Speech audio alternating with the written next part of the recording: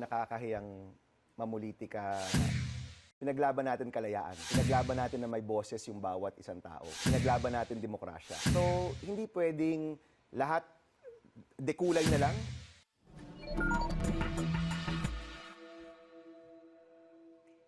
Nagbabalik po ko ng Hirit, Pilipinas! Gising na!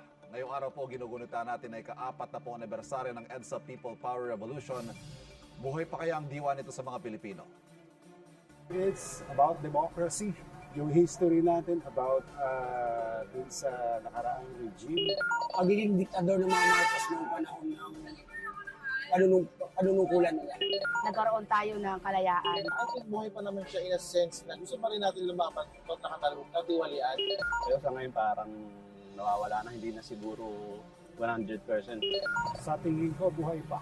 Medyo affected lang siguro ibang mga teenagers dahil sa mga fake news sa social media. Buhay na buhay, hindi nawawala yan. Yan at iba pang napapanahong issue, pag-uusapan, lilinawin at hihimayin natin. On record, sa unang hirit. At ngayong umaga po, makakasama natin Chairperson ng Senate Committee on Basic Education and Science and Technology, Senator Bam Aquino. Good morning. Sen, good morning. Magandang umaga. Happy anniversary. Thank you. Buhayin pa natin. Buhayin pa. pa natin. Senator Bam, we're on record now, 40th anniversary. It's been 40 years. Pero nabanggit mo, unfinished revolution to. Tama. What did you mean at ano ang dapat tapusin? Well, yung pinagalaban natin noon, Ivan, pinagalaban pa rin natin ngayon. Di ba? Noon, lumaban tayo sa katiwalian, lumaban tayo dahil maraming kalayaan ang hindi na ibibigay sa atin, lumaban tayo dahil pakiramdam ng mga Pilipino, nais sila ng isang mas magandang kinabukasan para sa mga anak nila. Marami yan, pinagalaban pa rin natin ngayon. No? So, ako, when you talk about the EDSA People Power Revolution, para sa akin, hindi pa siya tapos. Unfinished revolution siya. Nung isang araw sa EDSA Shrine, no, yung prayer power, Yes. prayer power sa EDSA Shrine Ito yung event. last Sunday. Last Sunday, Yes. ang ginamit ni Cardinal David na salita, work in progress. Okay. Ako naman ang sinasabi ko, unfinished revolution, di pa tapos. 40 years, matagal na panahon yan, pero may chance kaya nating tapusin ito. Nung nakaraang taon, nakita natin yung flood control scandal. Yung unang lumabas na taong bayan na talagang galit na galit sa nakikita nila, yung mga kabataan. Hindi sila pumunta sa lansangan, pumunta sila sa mga telepono nila. No? At nakita natin na yanig yung buong political structure ng Pilipinas dahil yung kabataan at maraming Pilipino nagsabi na nais namin ng gobyerno na tapat. Yes. No? So ako, for me, isang klase rin yun ng people power. No? Kaya masasabi natin, buhay pa rin yung people power. Yung noon na nagkaisa yung Pilipino, nagkaisa para sa isang bagay na mas malaki sa mga sarili natin, lumaban tayo para sa isang mas magandang bayan, pinaglalaban pa rin ngayon at kailangan ipagpatuloy pa rin natin yan. Is it getting the proper remembrance or commemoration? Lalo't ngayon, regular working holiday. Sa tingin mo ba kailangan pang bigyan ng diin, bigyan ng kahalagahan, pagpapahalaga ang araw na ito? Ako, I agree na dapat holiday ang People Power Day, no? Sipin mo, kumbaga, after our Independence Day, parang yung araw ng People Power, isa rin yung araw na nakuha natin yung kalayaan natin.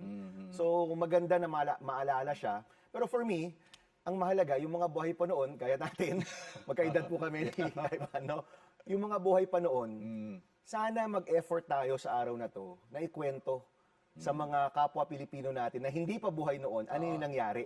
O kung ano mang side ka, di ba? Whether nandun ka mismo sa EDSA, or wala ka sa EDSA, o naguguluhan ka, hindi mo alam kung ano yung nangyayari, pero nagmamasid ka dun sa mga nakikita mo, maganda sa araw na ito, ikwento natin, what was your experience, ano yung nangyari nung mga araw na yun, nung Pebrero 1986. Nakita ko, 40 years, sabi mo nga, ano yun, yung Kung pinanganak. pinanganak in 86, 40 years old na ngayon, pwede nang tumakbong presidente. Exactly. Mas marami ng Pilipino ang hindi buhay noong EDSA. Tama ba? Tama. Mas maraming Yeah. Pilipino ang hindi nabubuhay ng EDSA Revolution. Yes, correct. Di ba? Minority na yung nandoon. So mahalaga na makwento to. No? Nung isang gabi, so I had an interview with Karen Davila, no? Nasa YouTube ngayon. Napanood ng tatay ko. Okay. So, magkatabi kami ng bahay. Pumunta siya sa bahay namin. Tapos nagkwento siya. He was very emotional, no? Sabi niya, alam mo, ito yung nangyari sa akin nung panahong yun. Kinuwento niya na on February 21, umalis siya. Pinapunta siya sa Amerika para mag-lobby doon tungkol sa nangyaring snap elections nung early February. Of course, nagkadayaan Right. between President Marcos and Cory Aquino. So pinapunta siya doon, lumipad siya ng February 21. Nung dumating siya sa airport sa San Francisco, dumating yung media, tinatanong siya, nagkakagulo na dito. Nagsisimula na yung EDSA. Tapos sabi niya, alam mo, hindi ko nga alam kung ano yung nangyayari kasi umalis ako. Wala pa nangyayari. Pagdating ko sa Amerika, para mag-lobby doon, para kausapin yung mga American leaders, pagdating niya sa airport, dumating yung media, di niya alam kung ano yung sasabihin niya. And on those days, minomonitor nila, doon sa Amerika yung nangyayari. Of course, dito sa Pilipinas, kaming pamilya namin, we were on EDSA Corner Annapolis, doon kami nakikiisa. And yung story niya, which first time niya kinuwento, yung tatay ko, 83 years old na, first time niya kinuwento, nung Feb 25, nung umalis na si President Marcos, nandun siya sa Amerika mag-isa, pumunta siya sa hotel room niya, pumunta siya dun sa closet, pumasok siya, dun siya umiyak. Okay. First time niya kinuwento yun sa akin. Yes. Yung tatay ko hindi yan umiiyak, ha? Medyo astig yan. But for him to tell that story, no, na-inspire siya to share something so personal about those times. Sana yun ang mangyari, Ivan, no, na tayong mga buhay noon, yung pakiramdam natin nung nakuha natin yung kalayaan, nung pinaglaban natin yung ating bayan, sana ikwento natin sa mga iba pang mga Pilipino na hindi pa buhay nung panahong yun. Senator Bam, I know you're very passionate na ikwento itong mga anecdotes natin about the EDSA People Power. Pero may mga ibang issues tayo na kailangan harapin. You as a sitting senator, pinag-uusapan ngayon yung confirmation of charges hearing. Kamakailan na-trigger yung ilang mga tao sa payag mo. Tinigger ni Igan. Oo. Okay. Sinabi mo, ideally, dapat dito sa Pilipinas nililitis sa mga sangkot sa EJK. Ang interpretasyon ng ilan, paglambot ba ito ng posisyon to appear certain political leading, or is there anything you want to clarify about that statement? No, that's the statement. We respect the ICC process, of course, no? Pero kung yung bansa natin mas matatag, mas malakas, kung yung justice system natin mas may kayang i-handle ang mga gantong bagay, no?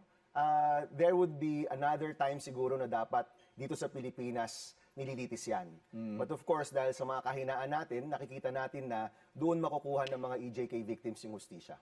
At dahil nga sa pahayag na yon, nagkaroon ng mga banat sa'yo. Oo, Even totoo lang. from those within your circle, within your side of the aisle, ika nga. Ito ba yung napag-usapan nyo na? Or do you even think it's necessary to talk about it? No, alam mo, Ivan, yung bansa natin, ano yung pinaglaban natin ng people power? Pinaglaban natin kalayaan. Pinaglaban natin na may boses yung bawat isang tao. Pinaglaban natin demokrasya, no?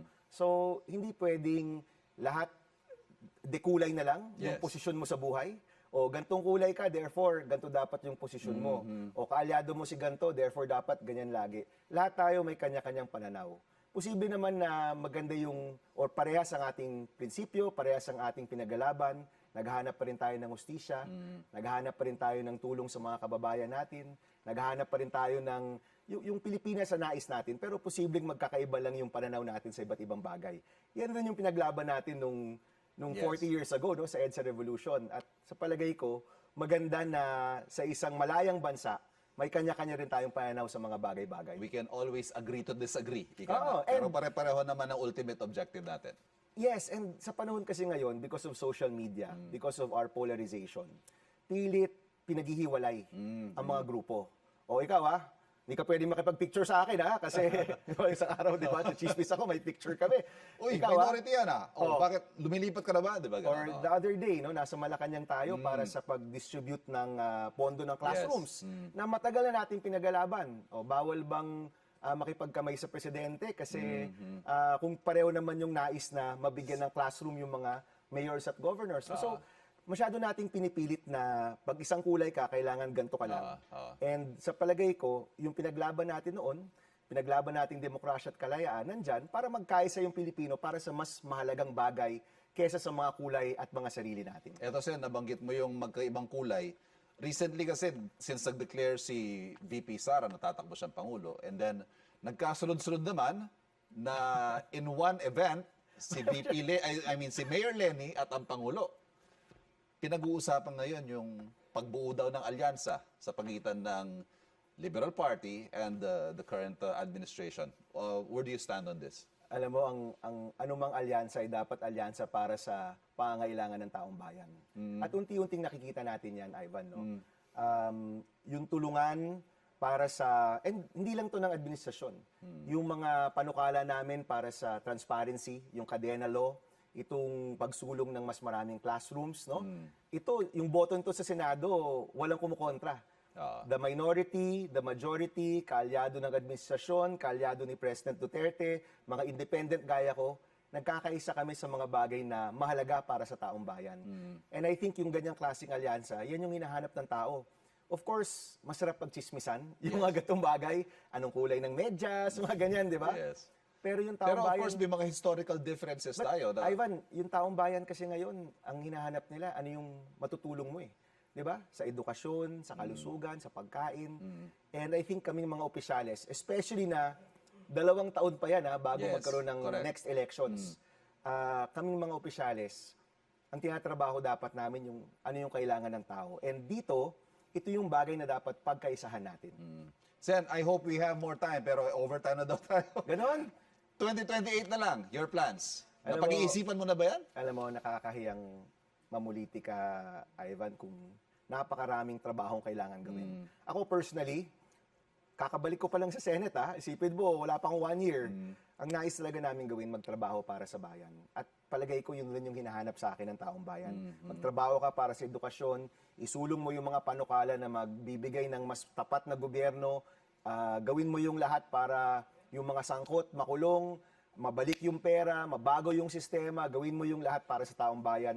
Yung pamumuliti ka, may tamang panahon yan. Yes. And there will be a natural timing for that.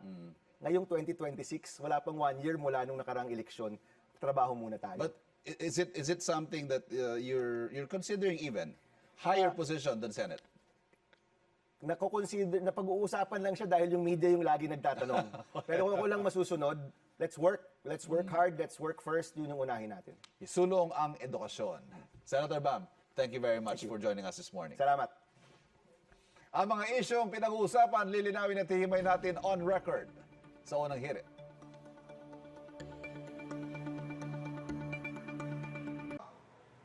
Ikaw, hindi ka pa nakasubscribe sa GMA Public Affairs YouTube channel? Bakit? Mag-subscribe ka na, dali na, para laging una ka sa mga latest kwento at balita. I-follow mo na rin ang official social media pages ng Unang Hirit. Salamat, Kapuso.